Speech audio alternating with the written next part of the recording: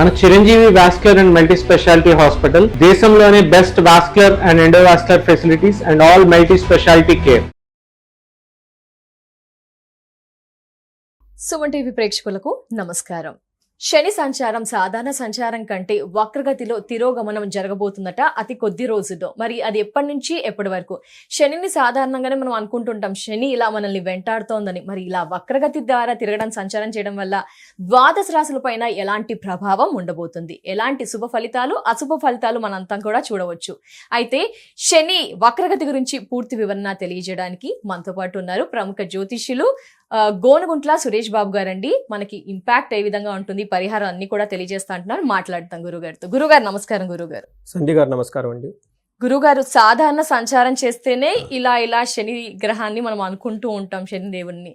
ఏంటి గురువుగారు మరి వక్రగతి అంటున్నారు, దీనివల్ల ఏమైనా అశుభ ఫలితాలు ఎక్కువగా చూడవలసి వస్తుందా? అసలు ఈ బజ్ అయితే బాగా నడుస్తుంది, శని గ్రహం పురోగతి అంటున్నారు. ఏంటి ప్రజల మీద ఎలాంటి ఇంపాక్ట్ ఉండబోతుంది, అదంతా కూడా ఒకసారి వివరణ. ఎప్పటి నుంచి ఎప్పటి వరకు? ఓం గం గణపతయే నమః. నమస్తే మంజ సంజనాయ శనిచ్చరాయ ప్రసాదం కురు దేవేశ జైనశ్య నమో నమః. ముందుగా మనకి శనికి నమస్కారం చేసుకున్నామండి. శని అంటే స్లో అని మీనింగ్ అండి. స్లో అని మీనింగ్ అనమాట సంస్కృతిలో.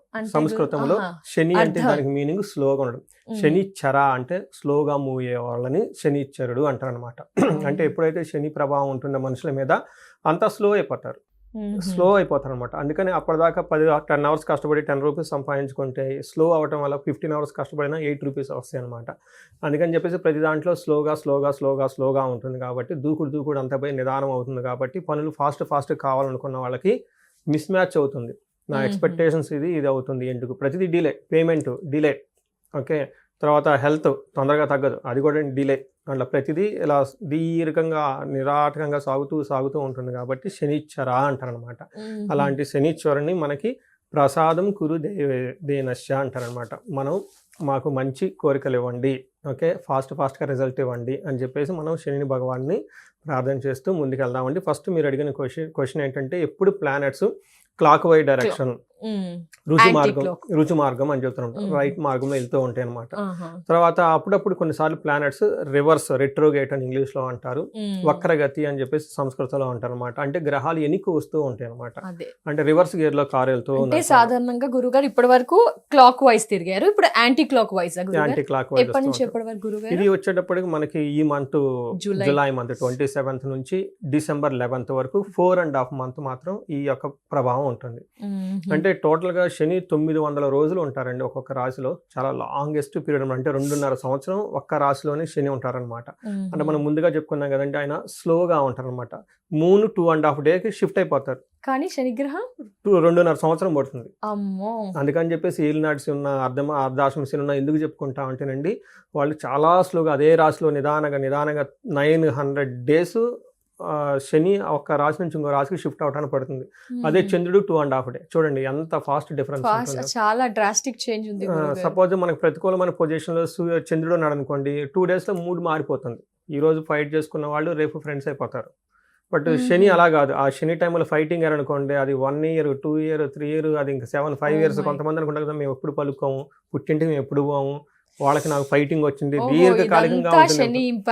శని వల్ల కనుక ఇలాంటి జరిగితే కొంతమంది డైవర్స్ కేసులు ఇమ్మీడియట్లీ టక్కన అయిపోతాయి. కొంతమంది 2 years 3 years 4 years 5 years ఇంకా అది వెళ్ళిపోతూ ఉంటుంది.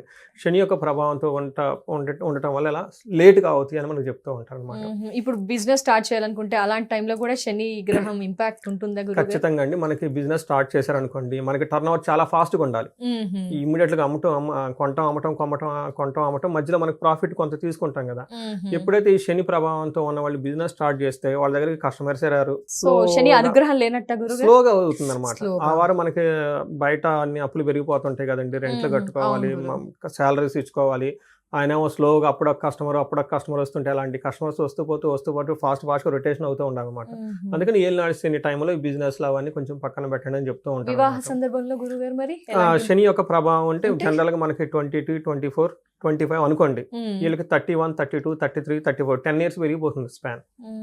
లేట్ గా అవుతుంది. ఈ లోపు వాళ్ళు ఎన్ని పూజలు చేసినా ఏది చేసినా కానీ అది పోదనమాట. అలా రకరకాలుగా ఎక్కడైనా సరే శని అంటే లేట్ అవుతుందని దాని మీనింగ్ అండి. బట్ ఇదంతా సాధారణ సంచారం వల్లే అంటారా? అదంతా సహజంగా శని ప్రభావం వల్ల జరిగే పరిస్థితులని మనం చెప్పుకోవచ్చండి. మరి జనరల్గా మరి ఓన్లీ నెగిటివ్ అండ్ పాజిటివ్ లేదంటే ఫస్ట్ శని వచ్చేటప్పటికి కర్మ ఫలదాత అని చెప్తూ ఉంటారు. అంటే మనకి వర్క్ సరిగా జరిగి దానికి రిజల్ట్ రావాలి అంటే శని యొక్క ప్రభావం మన మీద ఉండాలన్నమాట. శని చక్కగా ఉంటే ఏమవుతుందంటే అనుకున్న పని అనుకున్న విధంగా అవుతుంటుంది. శని సరిగా లేకపోతే అనుకున్న పని అంతా లేట్ అయిపోతూ ఉంటుంది. రెండోది శని వచ్చేటప్పుడు డిసిప్లైన్. కొంతమంది బై బర్త్ చాలా హైలీ డిసిప్లైన్ లా ఉంటారు. చూడండి సీనియర్ ఎన్టీఆర్ గారు ఉదయాన్నే మార్నింగ్ లేగటం, యోగా చేయటం, పాత్రలో ఉన్నప్పుడు హైలీ డిసిప్లైన్గా ఉంటూ ఉంటారు అనమాట. వర్క్ కూడా చాలా డిసిప్లైన్గా చేస్తూ ఉంటారు. సో ఎవరికైతే ఇండిసిప్లైన్గా ఉంటారో వాళ్ళు సరిగా ఎంటర్టైన్ చేసి సరిగా రిజల్ట్ కూడా రాదు. అలానే శని వచ్చేటప్పటికి లేట్ అని ఇప్పటిదాకా మనం చెప్పుకున్నాం. శని ఇంకొకటి ముఖ్యమైనట ఆయుర్దాయం.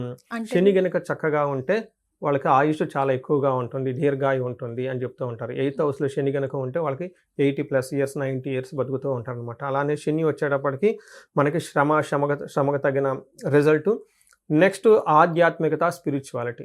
కొంతమందికి ఆధ్యాత్మిక శక్తి ఉంటుంది కానీ దాన్ని ఎన్కాష్మెంట్ చేసుకోవాలన్నమాట. అంటే ఒక ఆధ్యాత్మిక శక్తి ఉండి ఆ యొక్క మంత్ర సిద్ధి మనకు వచ్చేసి ఆ సిద్ధిని మళ్ళా మనం ఉపయోగించుకోవటానికి కావాల్సిన శక్తి కూడా శని నుంచి వస్తుంది అని చెప్తూ ఉంటారు అనమాట. ఈ ప్రకారంగా శని కనుక చక్కగా వచ్చే స్థానంలో ఉంటే వాళ్ళు ఎలాంటి పదవినైనా పొందుతూ ఉంటారు, ఎలాంటి హ్యూజ్ ఆర్మీని నడిపిస్తూ ఉంటారు, సైన్యాన్ని నడిపిస్తూ ఉంటారు. పెద్ద పెద్ద పొలిటీషియన్లు చూసుకున్నారనుకోండి, వాళ్ళు బ్లాక్ కలర్ ఎక్కువ కారు వాడుతూ ఉంటారు అనమాట. శని చాలా స్ట్రాంగ్గా ఉంటారు అనమాట. హ్యూజ్ మాస్ టీమ్ ఉండాలన్నమాట. ఎక్కడైనా ఫ్యాక్టరీలో చాలా మంది పనిచేస్తూ ఉన్నా, కాల్ సెంటర్లో చాలా ఎక్కువ మంది పనిచేస్తూ ఉన్నా, ఈ పొలిటీషియన్కి కింద మాస్ మొబిలైజేషన్ చాలా ఎక్కువ ఉండాలన్నమాట. ఇలా మాస్ ఎక్కడున్నా కానీ ఇదంతా కూడా శని వల్ల మనం చెప్పుకోవచ్చు. అవునా గురుగారు, శని వల్ల ఇన్ని చెప్పారు కదా గురుగారు. ఇప్పుడు వక్రగతి అంటున్నారు. వక్రగతి వల్ల శుభ ఫలితాలు ఎక్స్పెక్ట్ చేయొచ్చా? ద్వాదశ రాశుల వాళ్ళు ప్రజలంతా కూడా అశుభ ఫలితాలను ఎక్స్పెక్ట్ చేయొచ్చా? అంతా చెడే అంటారా? ఎలా అంటారు గురుగారు? అది ఒక్కొక్క రాశికి ఒక్కొక్క విధంగా ఉందండి. 12 రాశుల వారికి ముందు మనం ప్రతి రాశి వైజ్ వాళ్ళకి ప్లస్ పాయింట్స్ ఏంటి, ఛాలెంజెస్ ఎక్కడ ఉంటుంది, ఏం చేస్తే బాగుంటుంది అనేది కూడా మనం చెప్పుకుంటా ముందుకెళ్దాం. గురుగారు, శని వక్రగతి తిరోగమనం వల్ల కన్యా రాశి వారిపై ఎలాంటి ప్రభావం చూపబోతుంది గురుగారు? సో కన్యా రాశికి వీళ్ళకి ఎగ్జాక్ట్గా 7వ ప్లేస్లో ఉన్నారండి. 7వ ప్లేస్లో శని ఉన్నారండి. 7వ ప్లేస్లో శని ఉంటే బేసికల్గా ప్రాబ్లం ఏంటంటే మ్యారేజ్ అయ్యే వాళ్ళకి స్లేట్గా మ్యారేజ్ అవుతుంది. రెండోది పరిచయాలు, ఎవరైనా కొత్త పరిచయాలు ఉంటే వాళ్ళతో అంత ఉపయోగం సరిగా ఉండదు. పార్ట్నర్షిప్ బిజినెస్ చేసినా కానీ అందులో చాలా స్లోగా ఉంటుంది. ఇవన్నీ జనరల్గా ఉండే అవకాశం ఎక్కువ ఉంటుంది. మనకు సంస్కృతంలో ఏం చెప్తారంటే 7వ స్థానంలో శని ఉండటం వల్ల మహద్భయం, అంటే చాలా భయపడే అవకాశం ఎక్కువగా ఉంటుంది. మనస్తాపము అర్ధనాశనం అని చెప్తారనమాట. అంటే ఎక్కువగా భయపడుతూ ఉండే అవకాశం ఎక్కువగా ఉంటుంది. ఏమవుతుందో, ఏం జరుగుతుంది, వీళ్ళతో కలిస్తే ఏమవుతుందని భయపడే అవకాశం ఎక్కువగా ఉంటుంది. మనస్తాపానికి గురవుతూ ఉంటారు.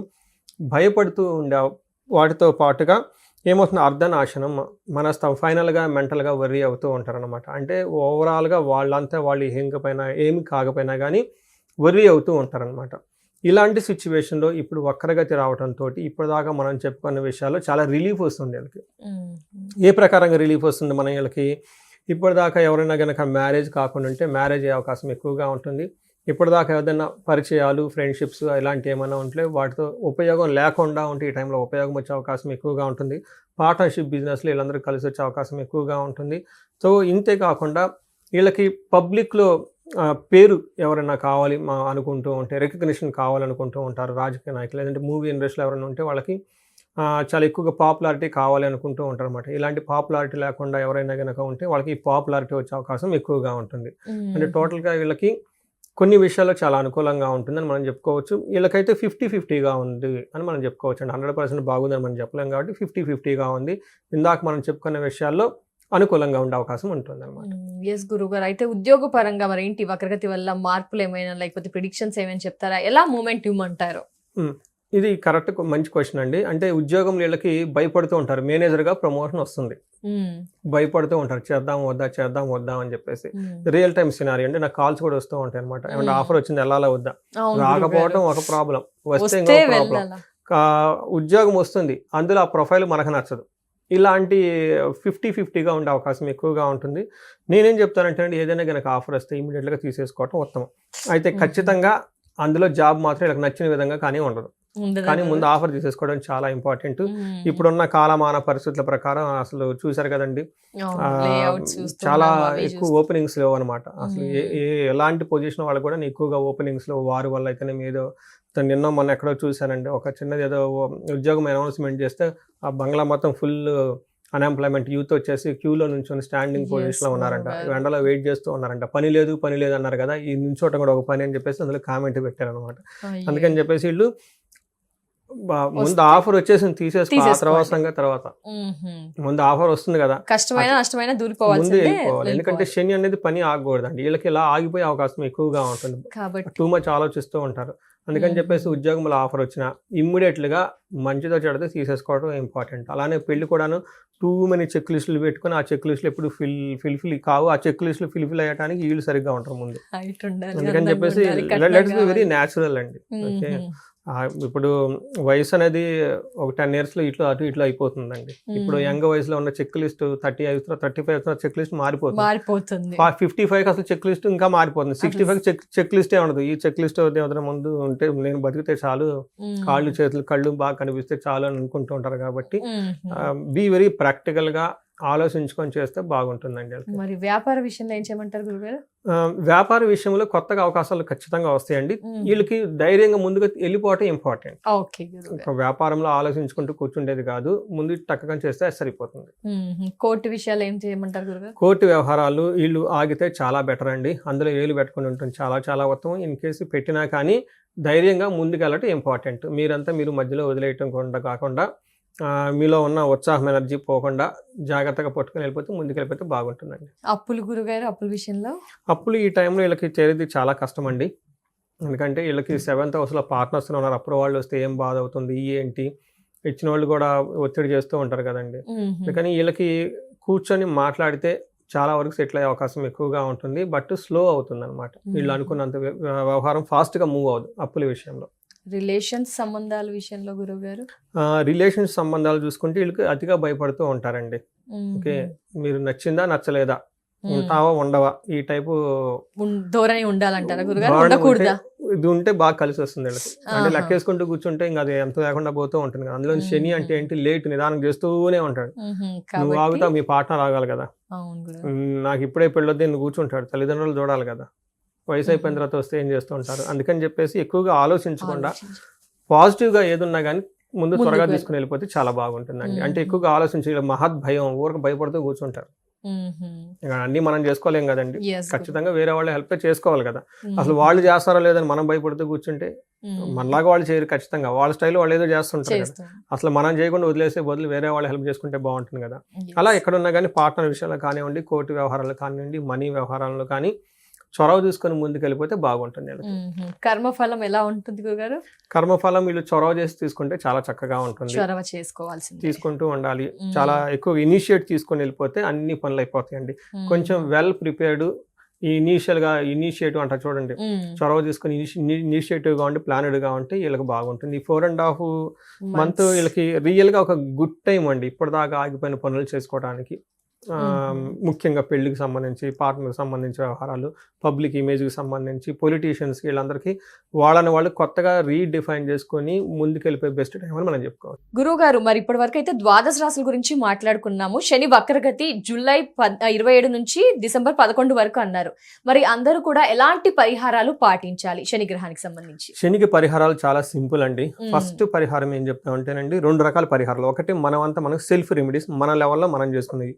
కానీ సీరియస్గా మనకి ఏలినాటి శని, అష్టమ శని ఉండి ఒకే ఇంట్లో 2-3 శని బాధితులు ఉంటూ ఉంటారనమాట. అలాంటి వాళ్ళు ఎవరంటే స్పెషల్ పూజలు చేయించుకోవడం చాలా అవసరం అనమాట, తీవ్రతను బట్టేసి. ఫస్ట్ ఇంట్లో సెల్ఫ్గా చేసుకునే పూజలు ఏమంటే మనకి వీళ్ళకి శని పిప్పలాద స్తోత్రం అని ఉంటుంది. ఉదయం సాయంత్రం చక్కగా చదువుకోవాలి, చాలా సింపుల్ శ్లోకం. తర్వాత హనుమాన్ చాలీసా రెగ్యులర్గా చదువుకుంటూ ఉండాలి. తర్వాత ఆంజనేయ స్వామి గురికి శనివారం వెళ్తూ ఉండాలి. శనికి తైలాభిషేకం చేసుకుంటూ ఉండాలి. ఇది కామన్గా మన లెవెల్లో మనం చేసుకునేది. కొంతమంది చెయ్యొచ్చు, చేయకపోవచ్చు. శని తీవ్రత చాలా ఎక్కువగా ఉంటుంది. పర్టికులర్గా ఎవరైతే 5 రాసుల వాళ్ళు, మన ఏలినాటి శని, అష్టమ శని, అర్ధాష్టమ శని వాళ్ళు ఉన్నారో వాళ్ళకి చాలా హై లెవెల్ ఇంపాక్ట్ ఉంది. అట్లానే ఇంట్లో 2-3 అష్టమ శనులు ఉన్నా, 2 ఏలినాటి శని వాళ్ళు ఉన్నా కానీ సీరియస్గా ప్రాబ్లం ఉంటుంది. వాళ్ళు అవుట్ ఆఫ్ కంట్రోల్లో ఉంటారు. ఏది వాళ్ళ కంట్రోల్లో ఉంటుంది, ఏదేదో జరిగిపోతూ ఉంటుంది, బాధపడిపోతూ ఉంటారు అనమాట. ఇలాంటి వాళ్ళు ఉన్నప్పుడు శనికి సంపూర్ణ శాంతి పూజలు చేయించుకోవాలి. శనికి సంపూర్ణమైన శాంతి పూజలు అంటే ఏంటంటే, శనికి 18,000 జపాలు చేయించుకోవాలి, దానాలు చేయాలి, తర్పణం చేయాలి, హోమం చేయాలి. దీనితో పాటుకి శని పాశుపతాభిషేకం అంటారు. దీనిని శని తైలాభిషేకం అంటారు. శని తైలాభిషేకం మన చేత్తో మనం చేసుకునేది ఒకటి, రుద్రం తీసుకొని రుద్రంలో శనికి సంబంధించిన బీజ మంత్రం యాడ్ చేసుకుంటూ దీన్ని శని పాశుపతాభిషేకం అంటూ ఉంటారు అనమాట. ఇవి కనుక ఖచ్చితంగా సంపూర్ణ శాంతి పూజలు అంటారు. ఇవి వాళ్ళు చేసుకోలేరు. అవి అవును గురువు గారు, బ్రాహ్మణులు పెద్దల పిలిపించుకొని ద్వారా. వాళ్ళ దగ్గర చక్కగా చేపించుకొని ఏమేమి చేయాలి, జపము, దానము, హోమము, తర్వాత తైలాభిషేకం ఇవి చేయించుకొని వీలైతే దానికి తోడు ఇంకా ఏమైనా వాళ్ళు ఇండివిజువల్ జాతకం కనుక చూపించుకొని ఇంకా ఏదైనా గ్రహాలు ఉన్నా ఏదైనా ఉన్నా వాటి కూడా చేయించుకుంటే ఒకేసారి అయిపోతుంది. ఇలా చేయటం వల్ల చాలా త్వరగా ఈ యొక్క శని ప్రభావం పోయేసి పరిస్థితి అంతా కంట్రోల్లో వచ్చేస్తుంది, స్మూత్గా వెళ్ళిపోతూ ఉంటుంది అనమాట. మీ ఆధ్వర్యంలో నిర్వహిస్తారా గురుగారు దీనికి శని పాశుపతాభిషేకం? ఖచ్చితంగా అండి. ప్రతి శనివారం ఇద్దరికి కానీ ముగ్గురు కానీ ఖచ్చితంగా ఉంటుంది నా దగ్గర. అందులో నువ్వు శనివారం వచ్చిందంటే ఎన్ఆర్ఐలో వాళ్ళు గ్యారెంటీగా చేయించుకుంటూ ఉంటారు, ఎవరైతే బాధలు పడుతూ ఉంటారో శనికి సంబంధించి. వీటితో పాటు ఇంకా ఏదైనా వాళ్ళు ఇండివిజువల్ జాతకం చూపించుకొని దీనికితో పాటు ఇంకేమైనా ఉందో అవి కూడా కలిపి చేయించుకుంటే చాలా బాగుంటుంది. సో అందరూ ఈ ఇప్పటిదాకా మనం చెప్పుకున్న 4.5 months ఎలాంటి ప్రాబ్లం ఉన్నా అవన్నీ అధిగమించాలని, వీళ్ళందరూ అష్టైశ్వర్యాలతోటి భోగభాగ్యాలతో ఉండాలని, జీవితంలో ప్రతి ఒక్కళ్ళు చాలా చురుగ్గా ముందుకెళ్ళిపోయి అన్నీ సాధించుకోవాలని చెప్పేసి మనం కోరుకుందామండి. నమస్తే. ధన్యవాదాలు గురుగారు. నమస్కారం.